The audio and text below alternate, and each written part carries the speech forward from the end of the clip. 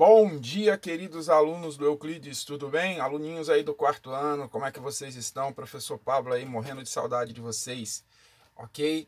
Quem não está inscrito no nosso canal, inscreva-se, dá um like, compartilha com o pessoal do quarto ano, até de outras escolas, que é bacana, tá bom? Pessoal, hoje a nossa atividade é de matemática e a gente vai usar o nosso bom e velho amigo EMAI, ok? EMAI, vamos lá, ó. Pega aí o seu livrinho. Você vai abrir, então, na sequência 2. Hoje a gente vai falar um pouquinho sobre o cubo, ok? Vamos falar um pouquinho sobre cubo, sobre o paralelepípedo, sobre essas formas geométricas tridimensionais. O professor já explicou aqui que tridimensional significa que ela tem altura, largura e profundidade, ok? E você vai iniciar essa aula de hoje fazendo algumas perguntas, tá? Que não é para você responder na atividade ou no caderno, tá? Você vai responder oralmente, ok? Então, primeira pergunta que eu tenho para você aí, para você responder oralmente, ok? Quais são as características de um paralelepípedo? Eita, professor, paralelepípedo. O que é um paralelepípedo, professor? Por exemplo, pessoal, uma caixa de sapato é um paralelepípedo, ok?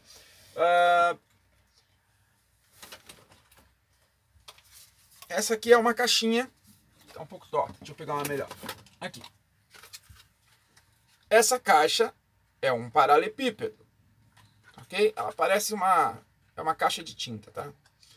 Ela é um paralelepípedo. Quais são as características? Ok? Pessoal, reparem, ele tem faces, ok? Ele tem vértices, são as extremidades, olha lá. Ele tem arestas, ok? E olhando assim para o paralelepípedo, que tipo de forma geométrica plana a gente está vendo? Retângulo, olha isso. Ok? Então a gente está vendo aí que eles são formados por figuras de ângulos retos, os chamados retângulos. Ok? Bom, isso são aí algumas características do paralelepípedo. Ok? Na atividade anterior, na aula passada, a gente avaliou alguns elementos que a gente já conhece, que a gente já viu na vida, ok? E que teriam aí este formato, tá? Então, por exemplo, aqui, ó, essa atividade aqui, ó, lembra dela? Olha lá, paralelepípedo, olha lá, caixa de leite, né? Uma borracha de escola, ele pode se parecer com a minha caixinha ali de tinta da impressora, ele pode se parecer com uma caixa de pasta de dente, ele pode se parecer, né, com uma guia de calçada na rua, ok? Então, nós vimos isso aí em várias partes aí de elementos que compõem nossa vida, tá ok? Nessa atividade, nós temos a seguinte afirmação, tá? No grupo dos paralelepípedos, nós temos os cubos. Eita, professor, o que é o cubo? Pessoal, o cubo é aquela forma geométrica que parece o dado, né? Olha lá. Isso aqui é um cubo, ok? E o cubo, se você reparar no meu paralelepípedo, eu tenho retângulos, mas eu também tenho quadrado aqui, ó. Agora, no cubo, não. No cubo a gente só tem quadrado. Não tem um retângulo.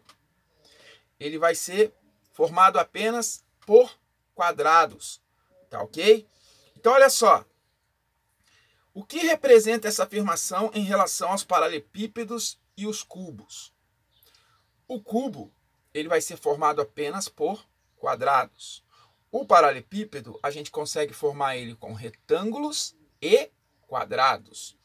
Agora, se eu for parar para pensar direitinho e analisando pela questão do ângulo, todos são formados por ângulos retos, ok? Mas aí a gente vai fazer uma comparação aí de figuras, né? Comparar as figuras que nós conhecemos no princípio, né? Como paralelepípedo, como a caixa de sapato, por exemplo, né? E pensar qual é a diferença dela para o cubo. Já falei nesse vídeo. O cubo ele é formado apenas por quadrados. E a caixa de sapato? Retângulos e quadrados, possivelmente. Por exemplo, a minha caixinha aqui de tinta, aqui não é um retângulo, é um quadrado. Mas se eu olhar por esse ângulo, eu tenho um retângulo, ok? E aí a gente vai ver que ela tem aí essas características. Mas é importante observar que tanto o cubo quanto o paralelepípedo, eles não possuem formas arredondadas, ok? Eles apresentam 3 pares de superfícies, ok? São 3 pares de superfícies. Quando eu digo pares, cada superfície vai ter um par, ok? Então, por exemplo, aqui, ó,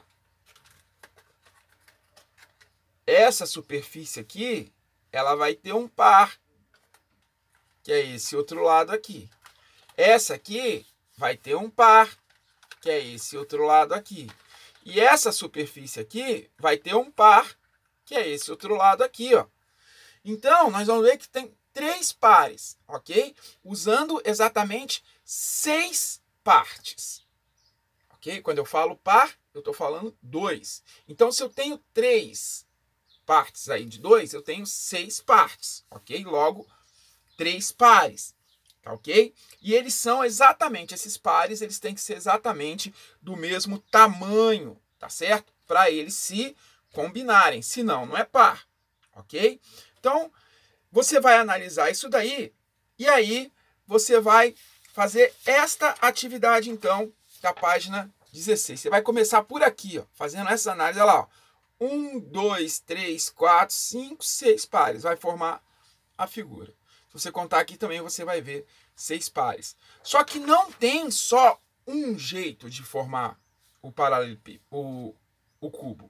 Existem 11 formas de se formar o cubo, ok?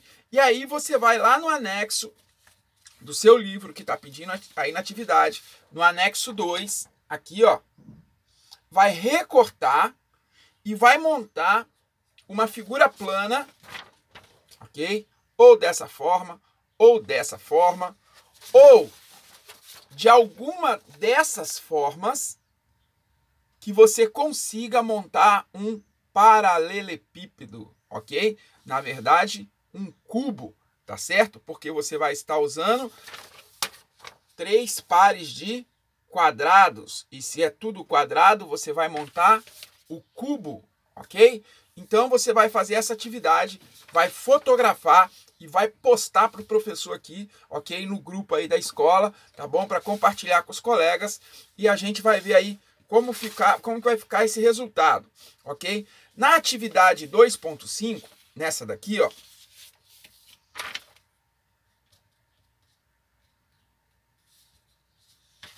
você vai ver aqui, ok? Que tem essas figurinhas que lembram um joguinho antigo chamado Tetris, ok? Você vai usar elas, vai analisar quais são essas figuras aqui. Vou te dar uma dica, são 4, ok? São 4 que não formam cubos. Pessoal, aqui tem 15, ou seja, 11 formarão cubos, 4 não formarão cubos. E aí você vai ter que identificá-las, circula ou marca com uma caneta marca-texto, que eu quero saber se você vai acertar. Depois eu coloco. Esse daí é o desafio de hoje, tá bom? Pessoal, perto do meio-dia eu volto trazendo a resposta dessas atividades e montando o nosso planisfério aí, que formará o cubo usando o anexo aqui, que você vai procurar lá no EMAI, anexo 2 da atividade 2.4, ok? Então você vai precisar dele hoje. Bacana? Então, já eu volto aí para a gente conversar um pouco mais. Até logo!